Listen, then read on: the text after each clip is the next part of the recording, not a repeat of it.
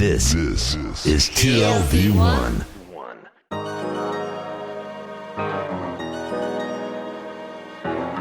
The Tel Aviv Review with Gilad Halpern. Hello and welcome to the Tel Aviv Review, a program dedicated to the word, to the thought and to debate, brought to you by the Van Leer Jerusalem Institute, which promotes humanistic, democratic and liberal values in the social discourse in Israel. I am your host Gilad Halpern, and every week I'll be engaging in close encounters of the intellectual kind with writers and scholars, or simply people of ideas of all types and vocations who have done something to make our lives a tad more interesting. My guest today is a scholar of political Islam and a lecturer at the Interdisciplinary Center in Herzliya, who will be speaking later this week at an event organized by the Van Leer Jerusalem Institute that will be dedicated to exploring the nature of ISIS, the radical Islamic organization that's taken over large chunks of the Middle East by storm, by studying what lies beneath its large-scale campaign to destroy World Heritage artifacts in the areas it controls. Dr. Ori Goldberg, hello and welcome to the Tel Aviv Review. Hello, I'm very pleased to be here. Thanks for coming. So let's talk about ISIS in general. Does its emergence signify a significant break from other forms of radical Islam? That may be the $64,000 question, certainly as far as scholars are concerned, because we have an interest in cataloging these phenomena. In a way, yes, ISIS is a radical innovation, and in a way it isn't, or it belongs on a spectrum that's been around ever since Islam first took flesh as a religion. It's a radical innovation because it fully drives home the messianic dynamic, the messianic logic that exists in Sunni Islam. Traditionally speaking, Sunnism was not known for its powerful messianic message. ISIS is a messianic movement, and such... What do you mean by messianic? Well, what do I mean by messianic? It's also a good question, because when we are thinking about messianism today, and we tend to think about eschatology, something that will end time, that will bring some sort of divine authority back to earth, and that will basically erase the space-time continuum as we know it now and impose divine justice or divine rule, or call it what you will. But messianism originally, I think, in all three monotheistic religions has a lot to do with the notion of revelation. Because these are revelatory religions.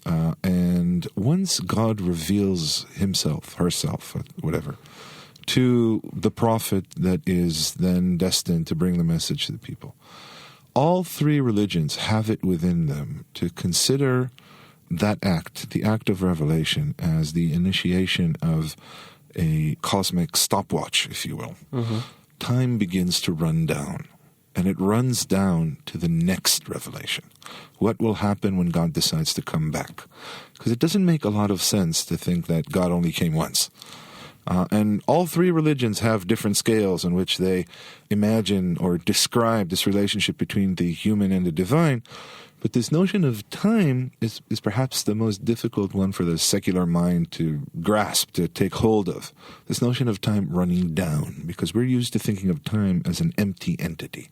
Time just runs, you know? And maybe at some point when the opposite of the Big Bang takes place and the entire universe compresses into a single dense point, maybe then time will stop. Until then, we've got like 4 or 5 billion years to go.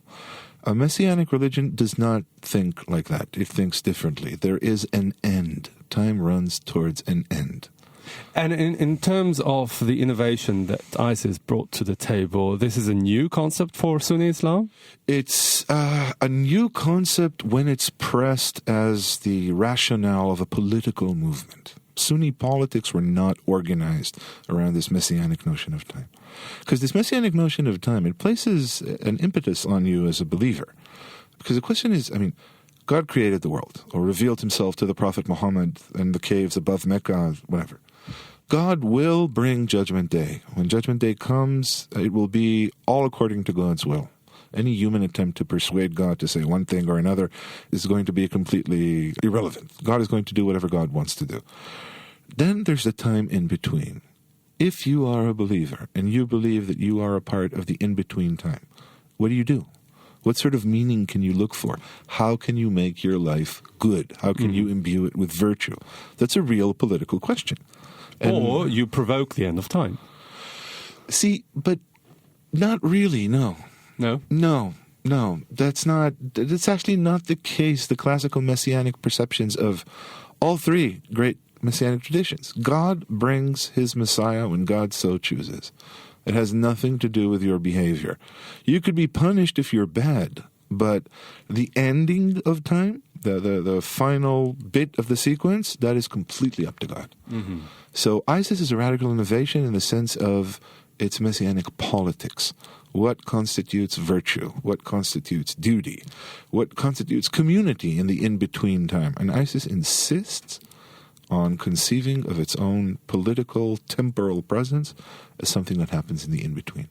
Mm-hmm. And that is a radical innovation because, for example, we can develop that at some length, but right off the bat, it's a radical innovation because it changes your perceptions of right and wrong to some extent.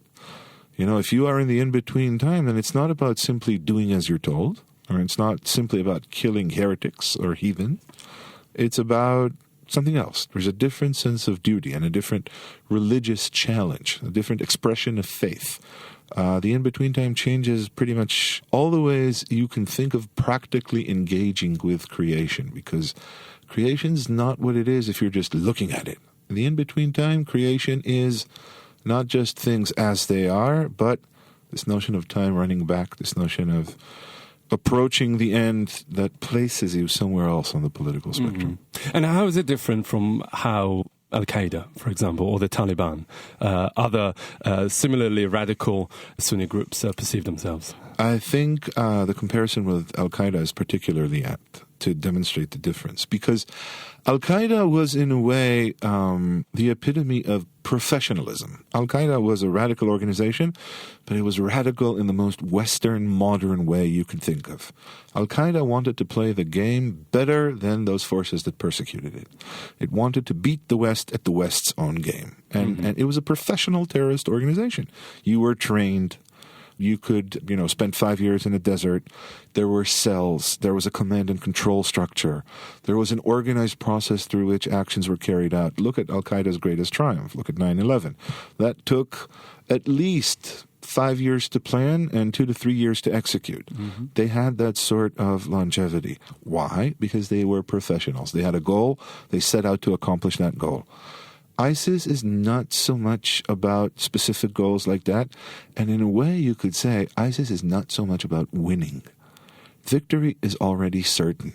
So are you saying that ISIS poses less of a threat to the West than Al-Qaeda did in its time?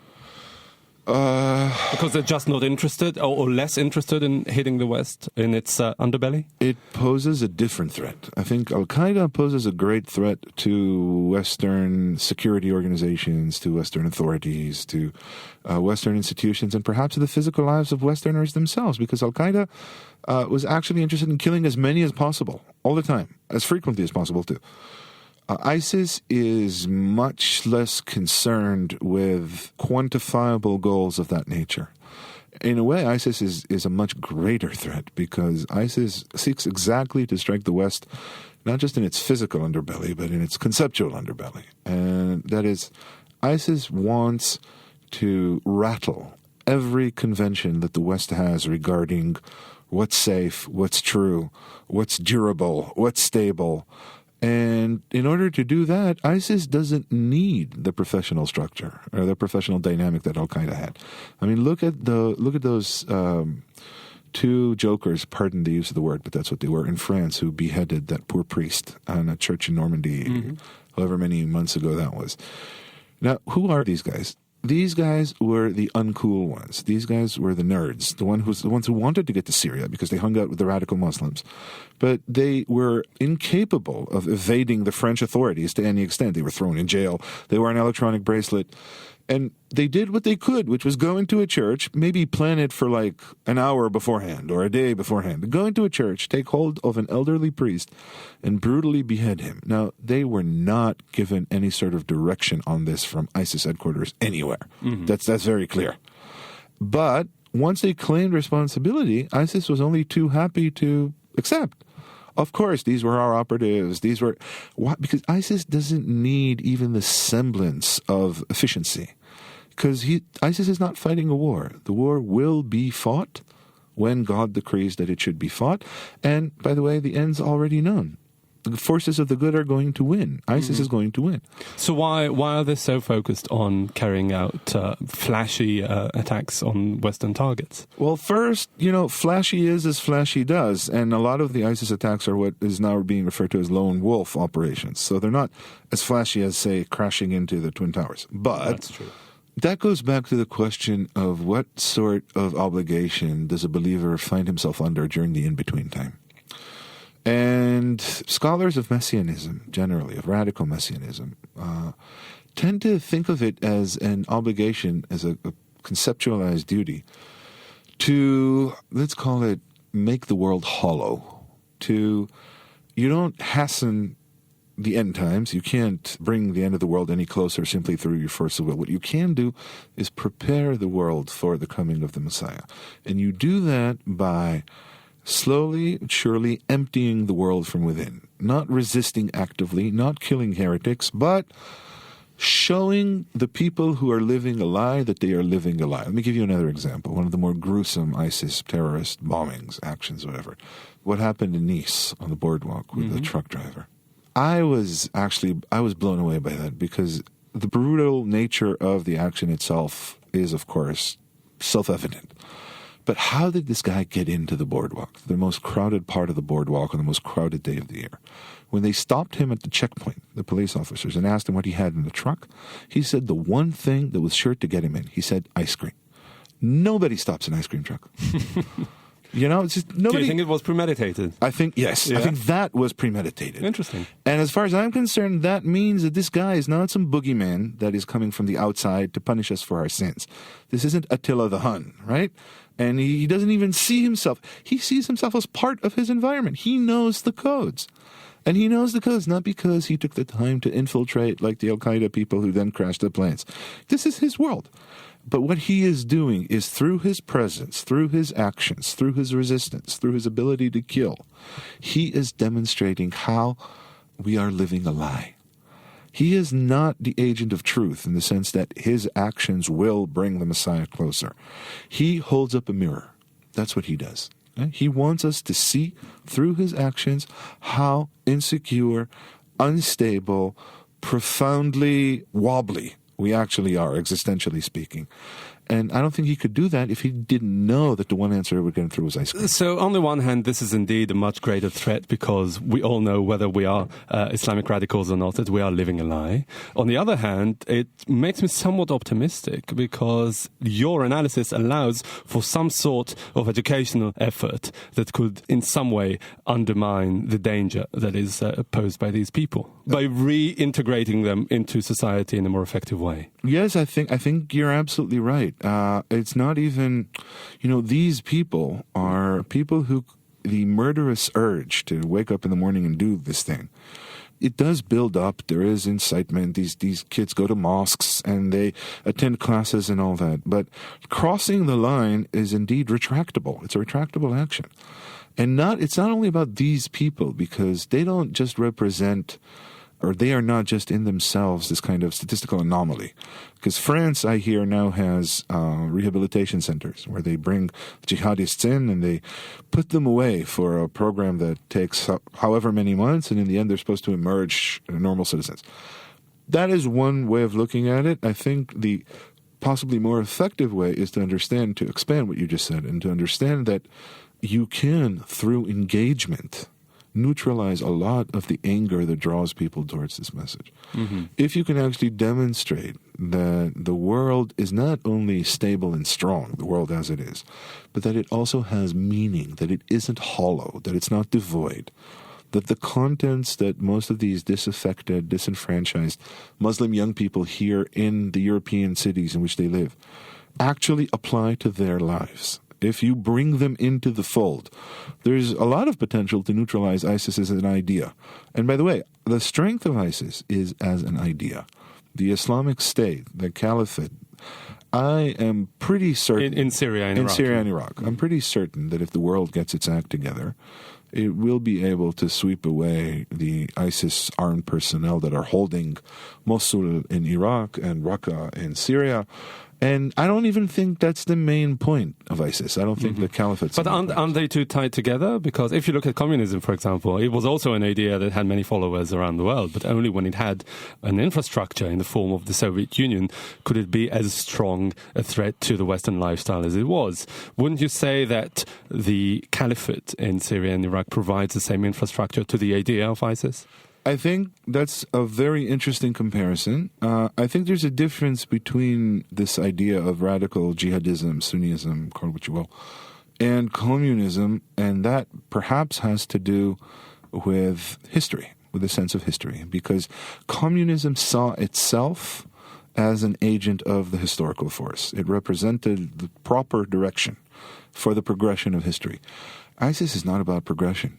And in that sense, the infrastructure doesn't hurt by any means, and they're certainly fighting hard to keep it, but it is not essential. It isn't the sole condition for... In their view. But I'm asking you, as a scholar who studies them, don't you think that the only way that the idea could propagate is by having a proper infrastructure? And once the infrastructure is gone, it will be a lot less effective. Not necessarily, and I'll tell you why. Because proper infrastructure can mean various things. Don't forget that while there is a state in Syria and Iraq, there are a lot of wilayas, of provinces that have been declared elsewhere.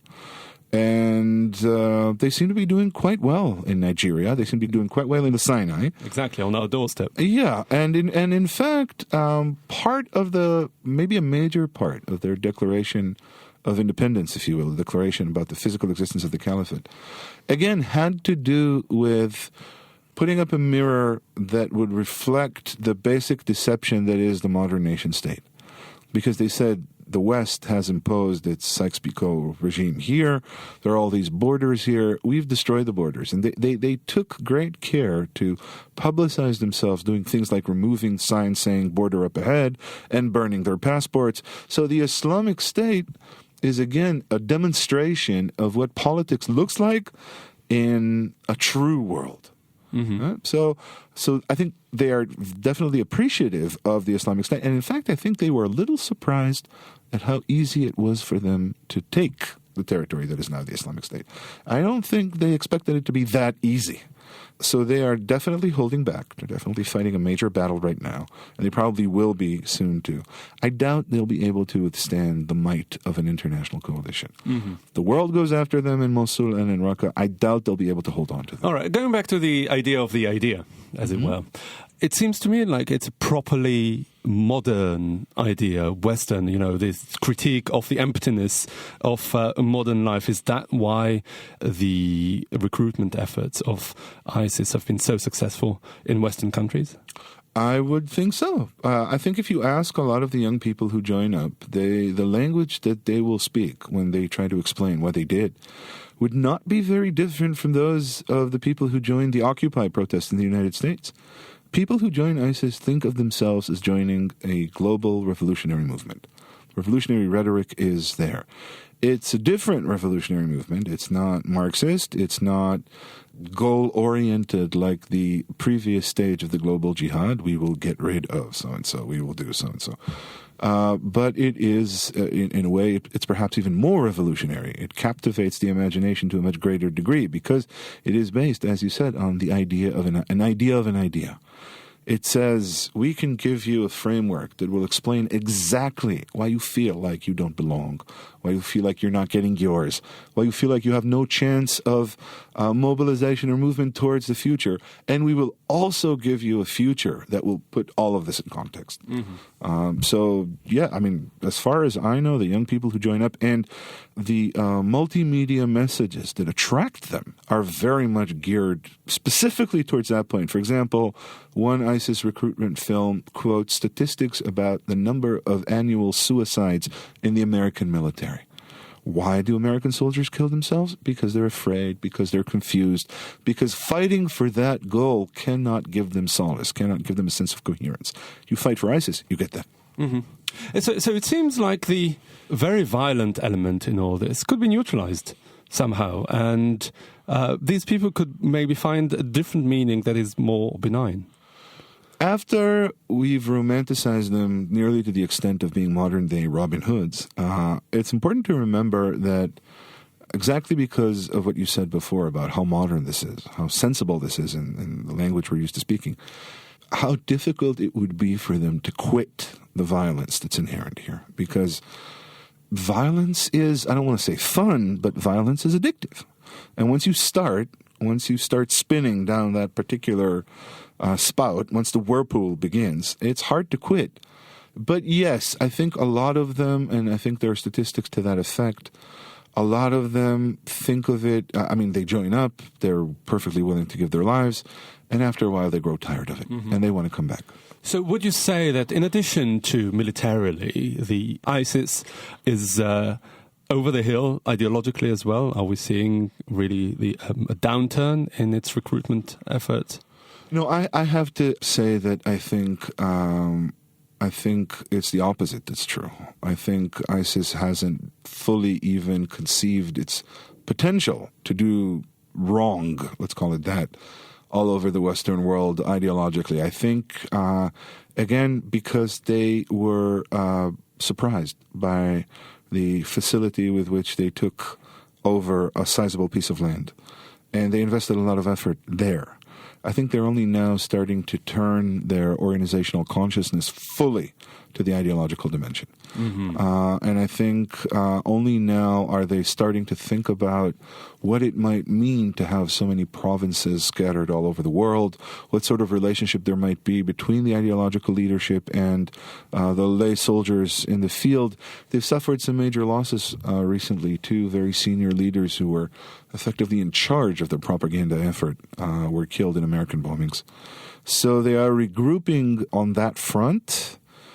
I can't tell you, I don't know where this will go, but I have a feeling that they're not going to disappear anytime soon. Part of that, by the way, considering your questions, is based on the fact that the world has so far responded to them in a way that stands in stark contrast to what you were describing. Nobody wants to engage these Muslim young people. What the world wants to do is find an efficient way to isolate them and to keep them at bay and to monitor them, and that's exactly, as far as I'm concerned, the wrong thing to do. Because it will backfire. Yeah, because it already is. And they don't need much. They just need every little gesture. That ridiculous image of the French policeman issuing a ticket to that woman on the beach in the burkini, that in itself is a massive draw. Now, I've been told when I say these things that I am advocating appeasement. Right? That I am. Well, you are, in a way. Yeah, I guess. But appeasement does not necessarily mean submission. No, but when you say appeasement, you think of Chamberlain descending from his airplane and talking about peace in our time. You can't. It's not. I don't think of it as appeasement because you're not appealing to a political entity. You're not talking to the leadership. They don't have demands. They don't really have a plan. What you're doing is taking back, in a way, your own people. You're talking to, and for European leaders, those are the disaffected young Muslims who come from European countries. But for the international community, those are the people who have now turned Syria into a black hole. Yeah. You have to make a decision. Are these people you engage with? Are these people you talk to? Or if they're not, then this will rage indefinitely. Yeah. All right. On this slightly pessimistic note, we'll have to wrap up. Dr. Ori Goldberg, scholar of political Islam and a lecturer at the Interdisciplinary Center in Herzliya, and one of the speakers at an event that will take place later this week at the Van Leer Jerusalem Institute dedicated to ISIS. Thank you very much for coming in today. Thank you for having me. And also big thanks to Alex Benish, our sound engineer, and to the Van Leer Institute for the generous support. If you like this podcast and many more where it came from, just go to www.tlv1.fm/podcasts and take your pick. Also, visit our new website, telavivreview.org, and our new Facebook page, the Tel Aviv Review Ideas from Israel, for more information and recommendations. And also, don't hesitate to get in touch with your comments and suggestions. Join us again next time for another edition of the Tel Aviv Review, and until then, goodbye. לא תביני מה קורה